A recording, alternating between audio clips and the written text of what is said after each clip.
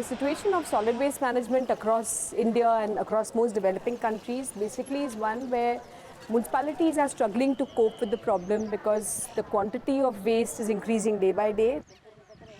Municipal capacities are problematic. They don't necessarily have the capacity to handle an efficient and low cost and economically viable solid waste management system. I think the people's mentality is, the garbage has to go out of my house, then I don't care what happens to it. Just get it out of my house and do what you like. कचरावाली आली म्हणून की असं टाकायचं आणि निघून जायचं असं नाही केलं पाहिजे.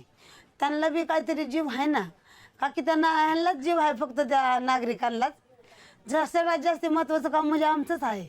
In this context, what we've tried to do in Pune is come up with a model that addresses most of these issues, that manages to ensure that it is the informal worker in waste who's been handling waste, the waste picker, that she does get integrated in waste management. मी कचऱ्याचं काम करते. पहिली डेपोला भंगारी असायला जायचे. तिकडे 10 वर्षे वेचले, 10-15 वर्षे. म्हणजे तकलीफ जास्ती असताना होत होती. इथे असताना होतं. आता जसे कामात आम्ही वाल्या सगळ्या कचऱ्यामध्ये होत नाही ना, तशी ही तर तकलीफ जास्त व्हायची. पायाला लागलं, हाताला लागलं किंवा कुठं काय लागलं तरी कोण म्हणजे अशी माणसं आता दखल देत नाही ती. आता माझा नवरा बी स्वच्छमध्ये सभासद आणि मी बी स्वच्छमध्ये सभासद आहे. Actually, I was quite impressed. They were very, very professional. ओ कचरा आहे का?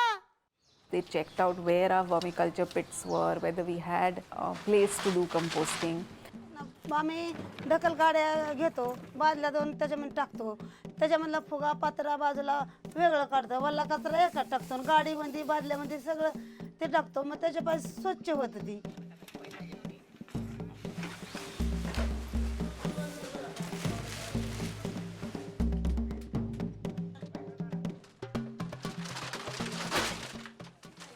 PMC pays Swachh an annual cost which goes towards the overheads and management of Swachh. It does not go towards the cost of the waste picker. Swachh is a cooperative, right? So it's a cooperative of waste pickers. So whatever the earnings are, whatever we pay goes directly to the waste picker. So one of the challenges we face is, getting everybody to segregate the garbage in the first place. Huggies pad ही सुद्धा महत्त्वाचं आहे, वेगळं करायचं. फुटलेली काच वेगळी करायची महत्त्वाची आहे. ते बी टाकून जाते ते. तो काय लोकांना दगड धुंड सुद्धा टाकते ते सुद्धा नाही टाकावं. आणि जी वाला सुका वेगळं करून देतात द्यायचं आहे ना, ते महत्त्वाचं खरं म्हणजे वाला सुका वेगळं करून द्यायला पाहिजे. Municipalities, if they want to adopt a model like this, have to be far more careful, ensure that they are delivering their services on time, ensuring that they are compliant with respect to what they have committed to in the contract. पर्यावरणाचं रक्षण करतं बायकांचं काम आहे. आम्ही घाणीमध्ये हात घालतो की आम्ही म्हणत नाही की घाण आहे का आहे. ते खरं महत्त्वाचं स्वच्छ आहे. स्वच्छ संस्था ते चांगलं आहे. So the model does ensure higher levels of retrieval of recyclable waste compared to most other models. आता ही स्वच्छ झालेलं ते बरं वाटतंय.